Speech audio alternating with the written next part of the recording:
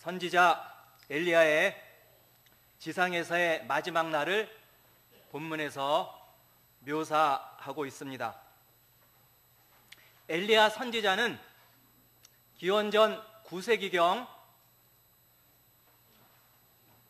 종교적 암흑시대라고 할 수 있는 아합 왕 통치 때 북쪽 이스라엘 나라에서 활동한 참 대선지자 중에 한 사람입니다.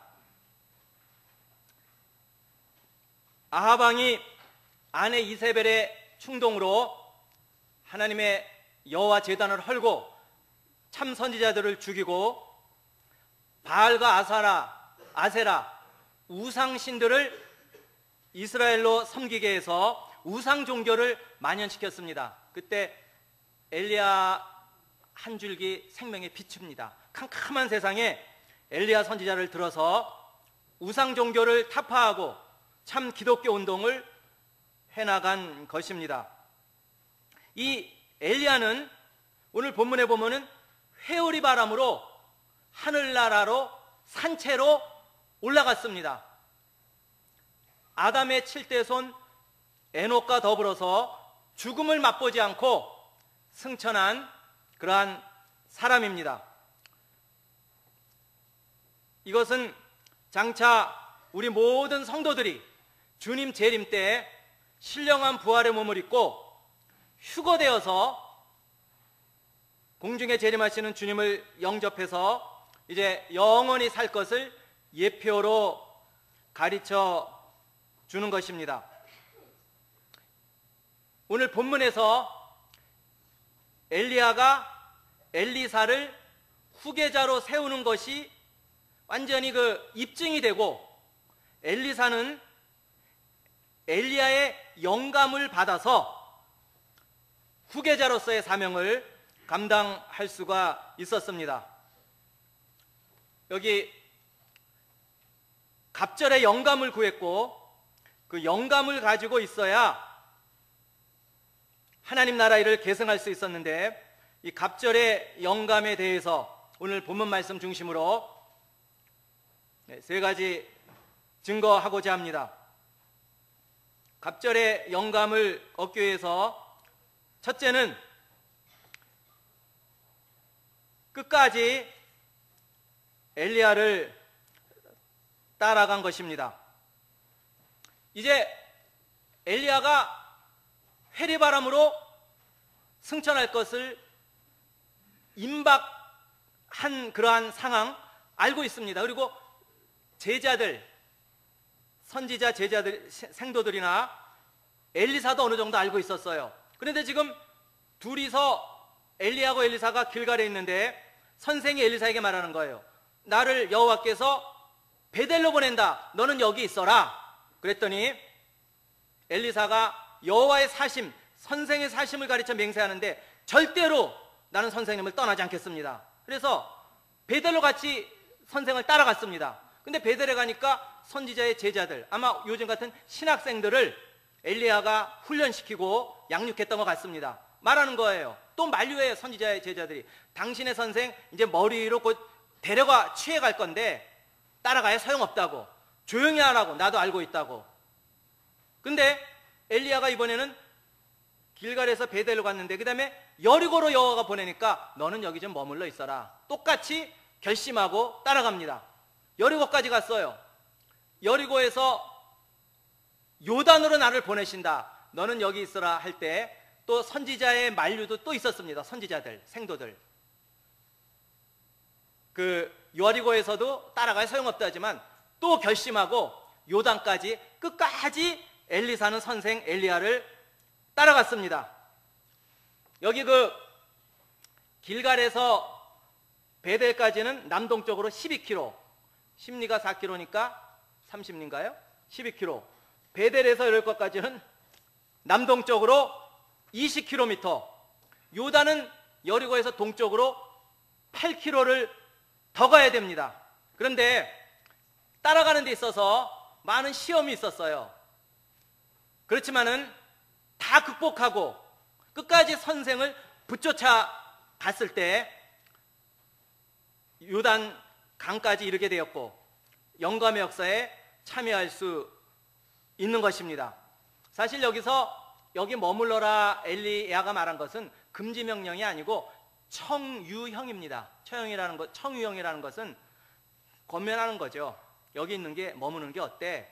길갈에 있는 게 어때? 이것은 엘리사의 믿음을 테스트하는 거예요. 믿음이 어떤가?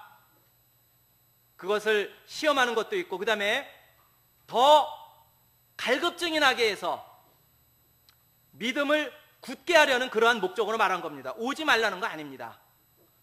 이것은 엘리사가 참으로 영감, 쉽게 말하면 은혜를 사모하는 신앙을 가진 것을 알 수 있습니다. 시편 107편에도 사모하는 영혼을 만족해 한다 그랬는데, 은혜를 갈망하고 사모하며 주님을 끝까지 따라갈 때 하나님께서 이 모든 축복을 주시는 겁니다. 우리가 모압 여인 룻도 보면은 예수님의 족보에 참여했잖아요.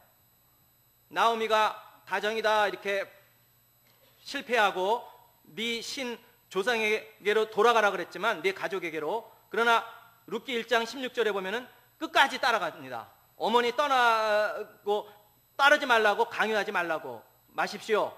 어머니가 가시는 곳에 나도 가고, 어머니 주무시는 곳에 저도 주무시고, 하나님의 어머니의 백성이 저의 백성이고 어머니 하나님이 저의 하나님입니다. 죽는 거 외에는 떠날 수 없습니다.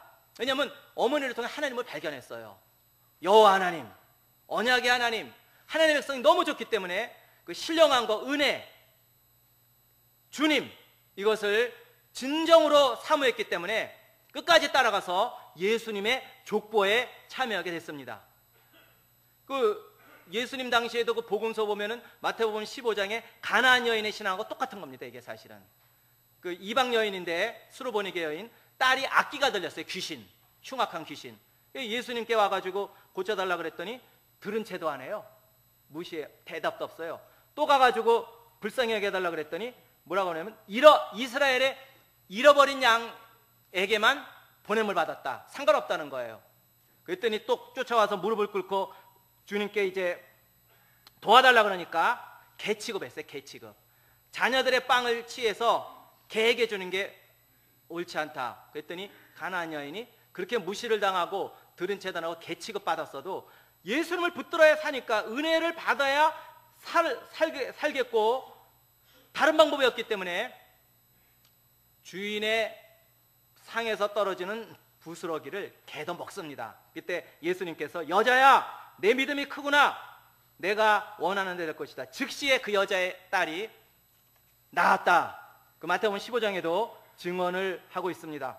이렇게 먼저는 영감의 역사에 참여하기 위해서 사모하는 심정이 있어야 돼요. 세상 것보다 궁극적인 관심, 하나님 나라의 것.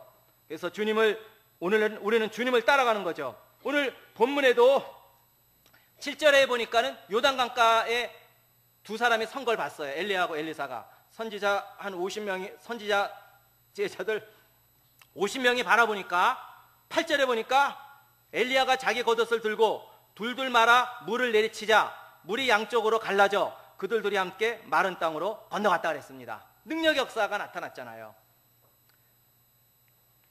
기원전 1440년경에 나타났던 하나님의 역사, 여호수아 때 요단강만 갈렸는데 지금 기원전 9세기의 역사는 하나님의 역사, 변함이 없어요. 동일하신 하나님입니다. 사람은 바뀌어도 하나님의 역사는 계속 같이 되고 하나님의 성도들과 같이 하고 하나님의 나라를 세워 나가는 거 여기서 볼 수 있습니다. 그래서 여기 엘리야는 바로 알았어요. 엘리사는 그 12절 이하에도 내 아버지 이스라엘의 병거와 마병이라 그랬는데, 엘리야 한 사람이 병거 수천 대보다 이스라엘 군사 수십만 명보다 더 귀하다는 걸 알았습니다. 그를 통해서 하나님이 지켜주고 하나님의 구원운동 해나가는 거죠. 그렇기 때문에 끝까지 따라가고 은혜를 사모하는 신앙, 우리도 그런 신앙이 있어야 되겠습니다. 그 다음에 두 번째는 직접적으로 여기 말씀했는데 그 엘리야 취하는 것을 바라보라 그랬습니다. 영감이 임하기 위해서 엘리야 데려가는 것을 끝까지 바라보면 임한다 그랬습니다. 9절에 그들이 건너갔을 때 엘리야가 엘리사에게 말하기를 내가 너에게 떠나기 전에 내가 내게 무엇을 해줘야 할지 구해라 하니 엘리사가 대답하기를 선생님의 영을 저에게 갑절로 임하게 해주십시오. 선생님의 영을 저에게 갑절로 임하게 해달라고 구했습니다. 개역에 갑절의 영감을 주시옵소서. 10절에 엘리야가 말하기를 내가 어려운 것을 구하는구나. 그러나 만일 나를 너에게서 데려가시는 것을 내가 보면 그 일이 이루어지겠지만 그렇지 않으면 이루어지지 않을 것이다. 선생님의 영감 스피릿, 영의 갑절의 포션, 갑절의 영감이 있기를 원했는데 어려운 것을 구한다 그랬습니다. 이건 뭐 물려줄 수가 없는 거예요. 인간이 어떻게 영감을 줍니까? 그러나 불가능하진 않다는 거예요. 방법은 있는데 가장 중요한 것은 만일 나를 너에게서 회리바람으로 데려가는 걸 끝까지 바라보면 그 일이 이룬다. 영감의 역사가 임할 것이다. 그러나 끝까지 바라보지 않으면 이루지 않을 것이다. 이 바라보는 것이 중요한 겁니다. 그런데 여기 이제 영감은 뭐 갑절 말했을 때 이제 많은 영감이죠. 뭐 7배 영감을 주십시오 할 때도 많은 영감을 달라는 겁니다. 영감을 많은 영감의 능력을 달라 그런 건데 이것은 욕심 아니고 교만해서 그런 거 아니에요. 하나님 나라를 위해서 구한 겁니다. 왜냐하면 엘리사 입장에서 볼 때는 먼저는 장자 입장에서 후계자가 되겠다는 겁니다. 신명기 21장 17절에 보면은 장자는 기력의 시작이기 때문에 두목을 주게 돼 있어요. 갑절의 영감, 장자 입장에서 후계하겠습니다. 그런 뜻이 있고 자기는 선생에 비해서 너무 부족하고 시대는 점점 악해집니다. 뭐 청출어람이라고 제자가 스승보다 좀 뛰어난 경우도 가끔 있긴 있죠. 그러나 보통은 뭐 경험이나 나이나 뭐 신앙의 연조나 이런 모든 걸 볼 때 선생보다 부족한 걸 느낍니다. 또 죄악은 점점 관영해져요. 얼마나 그 시대가 발달될수록 불의한 자는 계속 더 불의해지고 더러운 자는 점점 더 더러워지고 그래서 더 많은 영감이 있어야 그 시대의 죄악과 싸워서 이길 수 있는 겁니다. 뭐 요즘도 신문에도 뭐 학교 뭐 왕따 문제 과거에도 있었죠. 왜 없었겠어요? 인간의 죄성인데. 그러나 이게 너무나 심하게 나타나는 겁니다. 잔인한 현상을 띠고 있어요. 요새 또 저도 카카오톡 하나 같이 공부하던 지금 칼빈대 교수 한 사람부터 문자 받았는데 이 인권조례 막아야 된다. 인권조례가 이게 잘못하면 기독교에서 지금 막 반대운동하고 있는데 교육부에서 인권조례 하면은 인권 보호한다 가지고 심지어는 애들한테 성개방에도 뭐라고 말할 수 없고 동성연애에도 체벌할 수가 없을 수 있어요. 얼마든지. 이런 시대가 되면은 인간이 악한데 얼마나 더 죄악이 더 관영해지겠어요. 이런 시대이기 때문에 과거의 영감 가지고는 안 되기 때문에 갑절 영감을 구했습니다. 그리고 더 중요한 것은 지금 엘리사의 사역은 엘리야를 뒤를 이어서 엘리야가 한 후에다가 하나님 나라를 건설하는 겁니다. 다시 말하면 가업이 더 엄청나요. 새 시대는 새 의무를 요구한다 그랬는데 엘리야에게 받은 그 모든 것을 전승해서 이 시대의 죄악과 더불어 이단과 더불어 싸우고 그 진리를 세워나가며 하나님 나라 운동하는 건데 이것은 점점 가업이 커지고 더 큰 일을 하는 겁니다. 예수님도 말씀하셨잖아요. 요한복음 14장 12절에 보면 제자들에게 너희는 내가 한 일을 할 뿐만 아니라 나보다 더 큰 일을 할 것이다. 이는 내가 아버지께로 가미니라. 이제 구원 완성하시고 승천하시는데 더 큰 일 한다는 거 뭐냐면 제자들이 무슨 큰 일 한다는 그것은 예수님은 십자가와 부활로 하나님 나라 기초공사였습니다. 기터를 놓았는데 제자들이 하는 일은 그 위에다가 교회를 세워가는 거예요. 전 세계 복음 전하고 선교하고. 그러니까 일은 더 커지는 거죠. 물론 예수님이 한 거예요. 한 번 외치니까 베드로가 3,000명이 회개하기도 하고. 그래서 예수님이 하시는데 후대 갈수록 이 하나님 나라 운동 역사는 더욱더 이제 과업이 많아지기 때문에 더 많은 영감을 구한 겁니다. 여기 우리가 영감이 뭐겠어요? 쉽게 말해서 좀 영감이 노인은 아니에요, 분명히. 그건 아닙니다. 그리고 한 가지 또 조심할 것은 성경에서 말하는 성령의 감동으로 그랬던 성령의 영감 아니에요. 그것도 오해하면 안 됩니다. 성령의 영감으로 하나님 말씀 기록하게 했다는 그런 영감이 아니고, 물론 여기 영인데 스프릿, 이것은 말씀을 성령으로 깨닫는 역사입니다. 말씀 속에 있는 성령의 감동을 가지는 거예요.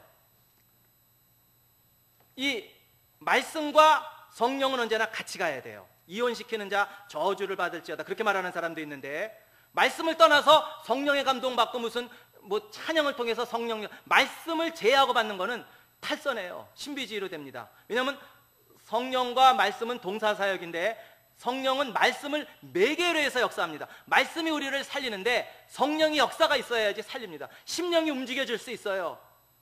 힘을 얻을 수 있습니다.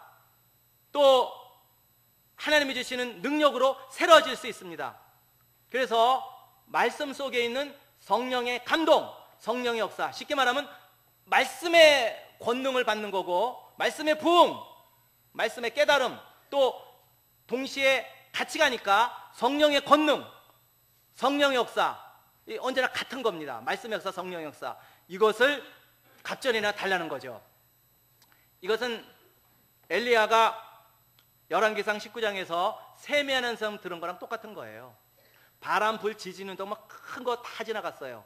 여호와께서 그 중에 계시지 않았어요. 그러나 자기가 다 죽어진 다음에 할 수 없이 됐을 때 휘파람 소리 같은 작은 감동, 깨달음, 그거 붙들고 하라는 거죠. 그거 성령으로 말씀을 깨닫는 운동, 생명운동입니다. 하늘나라까지 다 있는데 이 영감의 역사를 구한 거죠. 그래서 오늘날 우리가 이적을 많이 숭상하는 경향이 있죠, 이 세상에서는.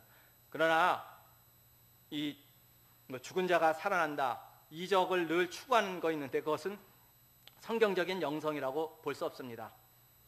참된 능력 종교가 뭐냐? 능력 전도가 뭐냐?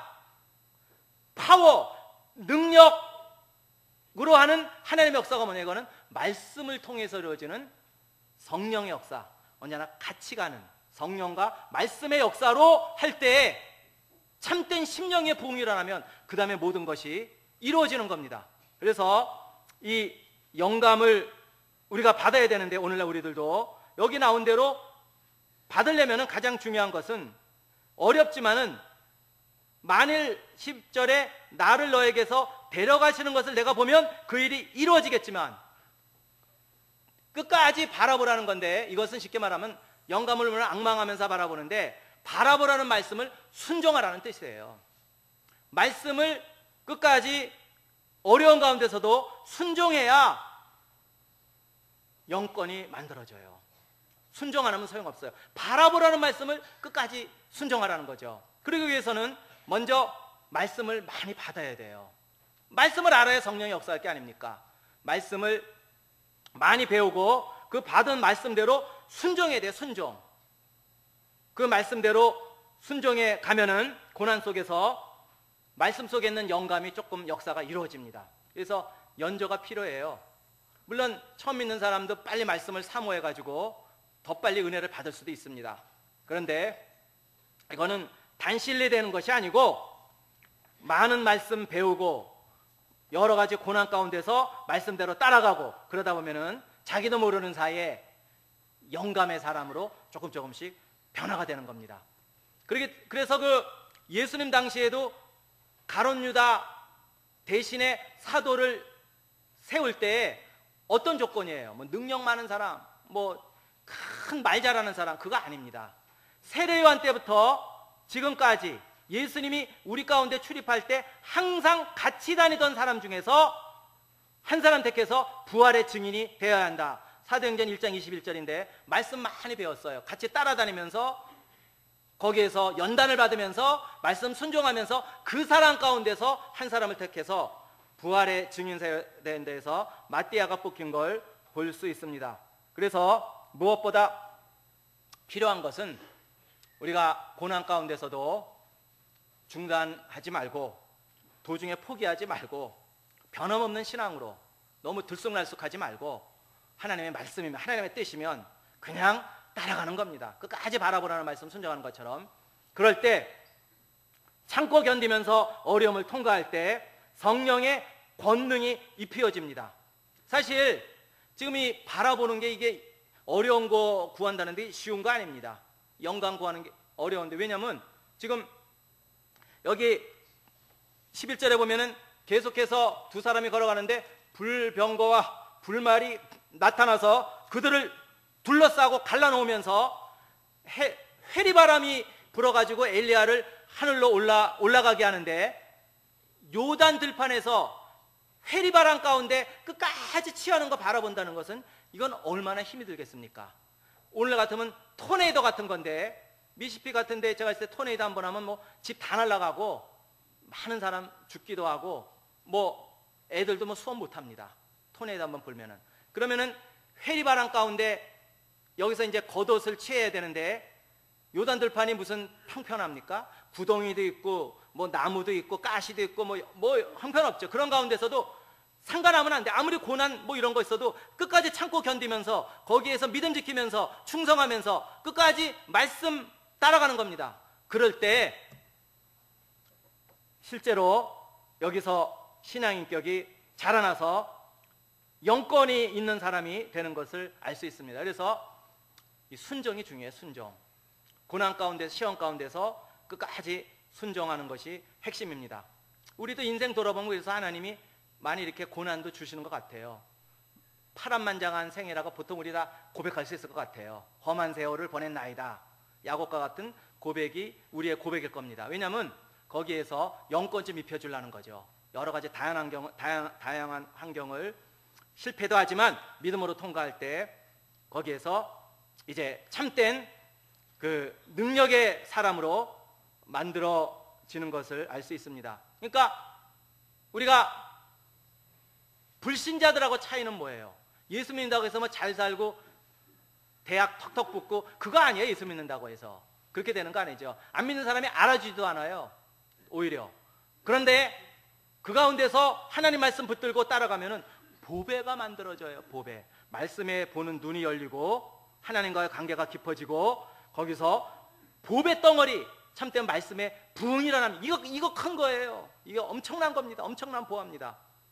그래서 불신자들하고 차이점은 우리는 고난 가운데서 쓰러지지 않아요. 재기합니다.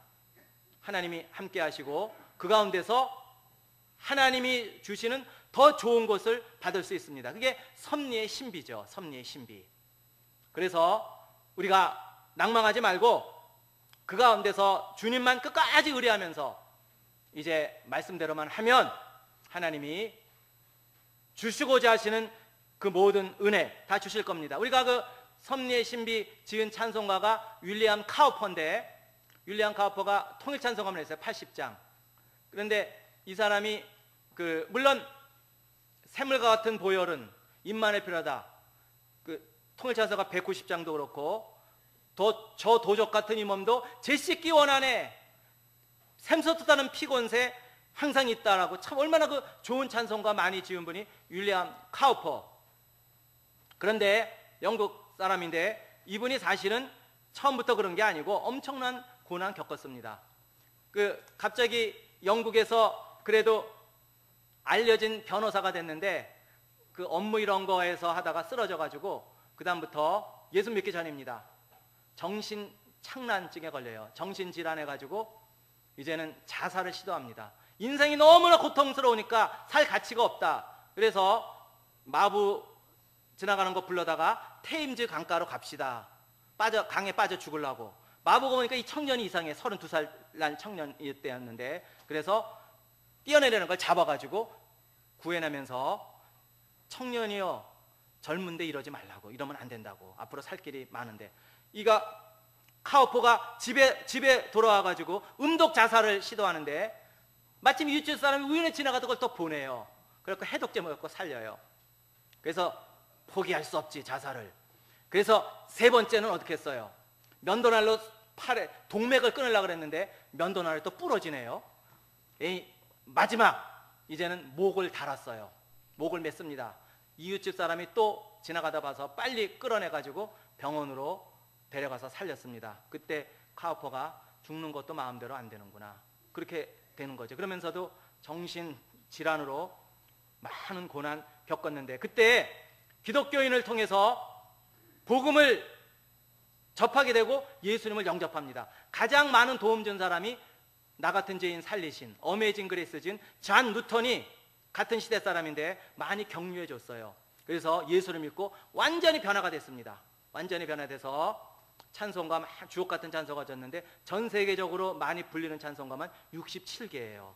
우리도 샘물 같은 보혈이라든가, 특히 그 섭리에 대해서 그 80장 통일 찬송가에만 나오는데, 하나님께서 이제 이런 식의 이런 말씀인데 신기한 방법으로 섭리하시는데, 발자국을 바다에도 어느 정도 남겨놨는데 우리의 연약한 인간의 그러한 어떤 부족한 판단으로 주를 판단하지 말라는 거예요. 그러면서 어려운 가운데서도 은혜로우신 주권적인 하나님의 뜻을 이루시는 하나님을 의뢰하라는 겁니다. 그러면서 마지막에 뭐라 그러냐면, 그 80장 끝에 번역하면은 그분의 오묘한 섭리 뒤에 자신의 미소 짓는 얼굴을 숨기신다. 이거 참 좋은 말입니다. 자신의 오묘한 섭리, 우리의 뛰어난 그러한 하나님의 능력으로 우리에 대한 하나님의 뜻을 이루시는데, 그런데 그 오묘한 섭리 뒤에 자신의 미소 짓는 얼굴을 숨기고 계세요. 그것만 통과하면 주시고자 하신 하나님의 역사, 하나님의 축복이 있는 겁니다. 그래서 자기가 확실하게 깨달은 거죠. 예수 믿고 나서 자살 시도했다가 얼마 후에 예수 믿고 나서 제일 먼저 지은 찬송가가 섭리의 신비입니다. 그거를 우리도 믿어야 됩니다. 왜냐하면 이렇게 어려움 많고 왜 이렇게 고통이 계속되는가, 또 주님 따라가는데 난간도 많이 있지만은 그래도 하나님의 섭리에 오묘한 뜻이 있습니다. 하나님이 웃고 계세요. 사람들은 알아줄지 모르고 우리 자신은 모릅니다. 우리만 내버려두면 우리는 절망이죠. 그래서 여러 가지 어려운 가운데서도 절망이 없죠. 계속 이렇게 순종하고 나가면은 거기에서 하나님이 주시는 영감 받을 수 있습니다. 그렇게 될 때 하나님의 일을 이뤄갈 수 있습니다. 여기 두 번째는 쉽게 말하면 순종이에요. 순종하는 거고, 끝까지 있는 처지에서 믿음으로 순종하는 겁니다. 그 다음에 세 번째는 자기 겉옷을 찢었다 그랬습니다. 자기 부인이죠. 여기 12절에 보니까 12절에 엘리사가 그것을 보고 내 아버지여 이스라엘의 병거와 기마병이 하고 외쳤다. 엘리사는 엘리야를 다시 볼 수 없게 되자 자기 옷을 잡아 두 조각으로 찢고 엘리야에게서 떨어진 겉옷을 집어들고 돌아가 요단강가에서 섰어. 여기 보면은 끝까지 바라보니까 얼마나 힘들었겠어요. 끝까지 순종하니까 엘리야의 겉옷이 떨어졌습니다. 막 날아다니는데 회리바람에 끝까지 순종했어요. 어려운 난간 가운데서도 뒤로 물러가지 않았습니다. 그때 자기 옷을 두 조각으로 찢고 엘리야의 겉옷을 취해서 권능의 옷인데 상징하는 건데, 그것을 가지고 실제로 14절에 보니까 요단강을 내리치면서 말하기를, 14절에 엘리야에게서 떨어진 겉옷을 잡고 물을 내리치며 말하기를 여호와 엘리야 하나님께서는 어디 계십니까 했는데 그가 물을 내리쳤을 때 물이 양쪽으로 갈라져 엘리사가 건너갔다. 여기 계신 줄 믿습니다. 권능이 임한 걸 믿습니다. 영감의 역사가 임한 걸 믿습니다. 하나님이, 엘리야 하나님이 나와 함께하는 걸 믿습니다 하면서 치니까 실제로 여호와 때 이루어진 거, 여호수아 때 이루어진 거, 엘리야 때 이루어진 거, 본인도 요단강물이 착착착착 갈라져요. 영감의 역사가 나타난 겁니다. 그래서 자기를 이제 걷어서 쓰는 것을 부인하는 거죠. 자기 교만, 자기 주장, 이건 날마다 부인해야 됩니다. 자기께 살아있으면 여호와 거 받지 못해요. 완전히 거기에 대해서 자기가 없어지고 공이 될 때, 비어질 때 하나님의 능력의 외투가 자신에게 완전히 머물러서 그거 가지고 요단강을 가르며 나갈 수 있었습니다. 그렇게 보니까 여리고 있던 선지자 생도들이 멀리서 보고 정말 무릎을 꿇어요. 왜? 영감의 역사가 임했으니까. 이것은 후계자 절차가 중요한 게 아니에요. 사람이 전해주는 것이 아닙니다. 이것은 영감이 있느냐, 영감 있는 사람을 통해서 오늘 이 시대에 하나님 일을 하실 겁니다. 영감 있는 교회를 통해서 하나님의 생명운동을 하실 겁니다. 숫자 많다 그걸 말하는 게 아닙니다. 참다운 종교운동, 이것은 비록 연약해도 괜찮아요. 다른 사람이 안 알아줘도 괜찮아요. 남모르게 많은 연단 통과하는 가운데서, 고난 가운데서 영감이 임했을 때 그 앞에 참으로 하나님이 함께하는 걸 보고 굴복하게 되고 하나님의 일이 계속되는 거죠. 이걸 보면은 한 시대는 가고 새 시대가 오는데 하나님은 변함이 없어요. 우리가 의뢰하는 것은 한 지도자의 카리스마가 아닙니다. 카리스마로 말미암아 하나님의 나라 계속되는 게 아니고 자기 사명 끝나면 역사 무대에서 사라져요. 그러나 하나님은 또 다른 사람을 세워서, 다른 또 우리들을 세워서 우리 시대 21세기에 하나님의 일을 하시는 겁니다. 우리가 의뢰하는 분은 엘리야가 아니라 엘리야의 하나님입니다. 하나님은 우리와 함께 계세요. 고난 중에서도 같이 해주십니다. 우리를 강명의 길로 인도하시기 위해서, 넓은 길로 인도하시기 위해서 떠나지 않고 지금도 역사하고 계십니다. 그래서 그 하나님을 바라보고, 하나님은 실패하지 않아요. 인간은 도구입니다. 영광은 하나님께만 돌려야 됩니다. 그래서 엘리야 시대가 갔다고 끝나는 것이 아니고 또 엘리사를 통해서, 물론 하나님이 모든 걸 준비시키고 구비시키는데 친히 하나님이 일하시는 거죠. 그래서 실제로 엘리야 보면은 약 60년 동안 기적을 2배 이상 행해요. 선생보다도 2배 이상 했다는 건 이제 여기 성경에 11개 보면 자세히 나오는데, 우리가 전능하신 하나님 의존하면 돼요. 하나님이 같이 하는 것을 믿으면 됩니다. 그리고 우리들도 오늘 이 본문 엘리야의 승천의 말씀을 통해서 우리도 이제 휴거될 것을, 부활될 것을 물론 바라봐야죠. 그리고 은혜를 좀 더 사모하고, 어려운 가운데도 사모해요. 아무리 만류가 있다 할지라도 발목 잡히지 말고 은혜 받아야 되겠다, 하나님 신령한 거 예배 더 적극적으로 하겠죠. 이렇게 사모하고, 그 다음에 이 하나님 말씀의 순종, 말씀 많이 배워서 또 배웠고 또 깊은 말씀 또 배우고 또 받고 읽고 듣고 또 그 말씀대로 순종해서 자기를 어려운 가운데서도 계속해서 만들어 나가면은 자기도 모르는 사이에, 우리는 연약하고 형편없는 자들이지만은 하나님의 권능의 사람이 될 때 그 사람을 통해서 21세기에 하나님의 일을 하시고 하나님의 영광을 받으시고 하나님의 기뻐하시는 찬교회를 세워 나갈 것입니다.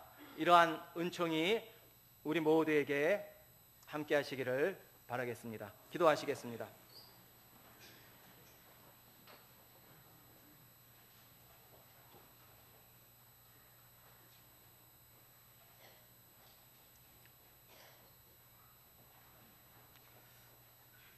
엘리야가 승천하고 엘리사가 후계자가 되어서 끝까지 따라가며 내가 내게서 취하는 것을 보면 영감의 역사가 너에게 이루어지거니와 그렇지 않으면 안 이루어진다고 말씀을 했습니다.